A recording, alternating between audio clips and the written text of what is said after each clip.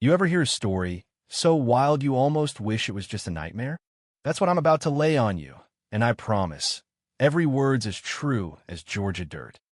Some folks think you can outrun your past if you move far enough, if you bury yourself deep in the land, work your hands bloody planting seeds and building fences, keep your head down and your mouth shut well.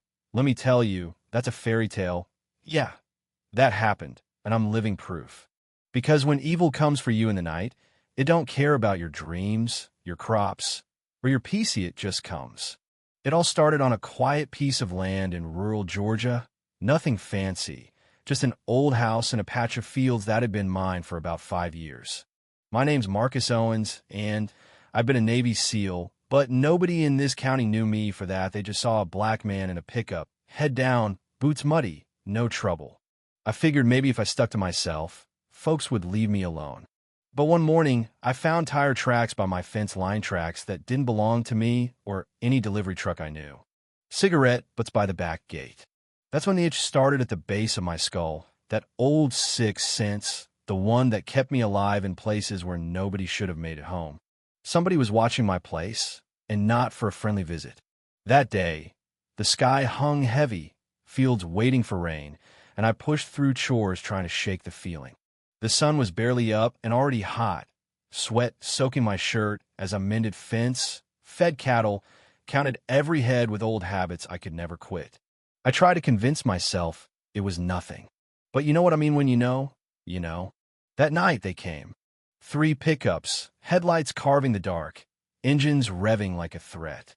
Men spilled out, faces masked, rifles in hand, torches flickering like a damn scene out of the history book nobody wants to remember. I killed my lights and watched from the kitchen, my heart steady, but my blood humming with that cold, old energy.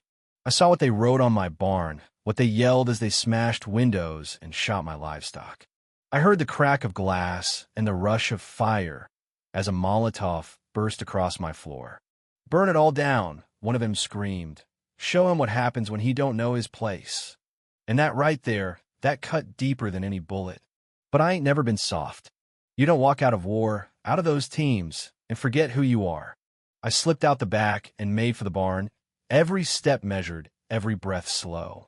My hands knew what to do: hit the false wall, pull out the case, check my M4, load the mag, and pray I never had to use it again. The barn door banged open. 2 men, flashlights and gasoline. I dropped one quick, silent. The second one fired wild, shotgun tearing up the hay, but he never had a chance. I put him down hard. And as I caught my breath, I heard another voice outside, the sound of something heavy, something familiar. "You sure know how to throw a party." That was Tyrese, my old brother in arms. He came in roaring with his M249, bullets cutting through the hate like a hot knife. The whole gang scattered, crawling for cover.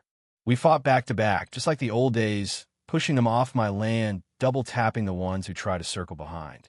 When it was over, my house was burning, my cattle dead, my land a wreck. 4 attackers lay on the ground, the rest gone into the night, and I was bleeding, shoulder on fire, but still standing. Sheriff didn't show till dawn, strolled in with that lazy grin, acting like all he saw was a minor squabble over land. Wouldn't even call it what it was, a hate crime, a lynching attempt, domestic terrorism. No, he said maybe it was drunk kids, trespassing, maybe a property dispute. I looked him dead in the eye and told him what happened, but you could see it wasn't writing down a damn thing that mattered. Tyrese almost lost it, but I held him back. We both knew sometimes the folks meant to protect you are the ones holding the doors open for evil to come in. But here's where the story turns, 'cause I wasn't alone. Not really. Tyrese made a call, brought in the old team: Sarah, Bobby, Ezekiel. We set up a command center in my busted kitchen, watching camera feeds, pulling up data, tracing the gang back to a local white supremacist crew run by a bastard named Wyatt Cole. Only, something was off: too much money, too much coordination. Then the real twist hit. This wasn't just hate, this was vengeance, and the one behind was Alan Brigsby, old commander, presumed dead for years, the man whose family died on a botched op I'd run in Colombia. You ever feel your whole past crash down in a heartbeat? That's what it was. Briggs had faked his death, built a network of hate groups and mercenaries, and made it his mission to ruin my life because he blamed me for everything, for his wife and daughter, for his pain, for everything we'd left unspoken. He taunted us, kidnapped Tyrese, tortured him on video, dared me to come get him. So we raided his hideout, bullets flying, walls coming down, and I carried Tyrese out under fire, team moving as one. But Briggs was always a step ahead. He blew my farm sky high, torched every memory I had, left me standing in the ashes with nothing but rage and loss. And when the smoke cleared, Briggs sent one last message: meet me at our old training ground, just me and him, or he'd start hurting the people I loved. No plan, no backup, just a final reckoning where it all began. My team wanted to come, but I told them this was my debt to pay. That showdown, it was something out of a nightmare. Briggs hiding in the shadows, his voice everywhere, his anger pouring out in every word. We fought, brutal and raw. Two men with too much history, too much blood between us. He tried to kill me, tried to make me feel the same helplessness he'd carried for 20 years. But in the end, I beat him, didn't kill him, though, no matter how much I wanted to. I made him confess, recorded it all, how he'd corrupted the sheriff, fed hate into the town, orchestrated every attack. When the feds stormed in, it was all on tape. Briggs went down hard. But here's the part that matters: a community didn't turn away. Folks showed up. Reverend Williams, James from the hardware store, Maria for the community center, they all came to help rebuild. Not just the buildings, but the trust, the unity, the hope.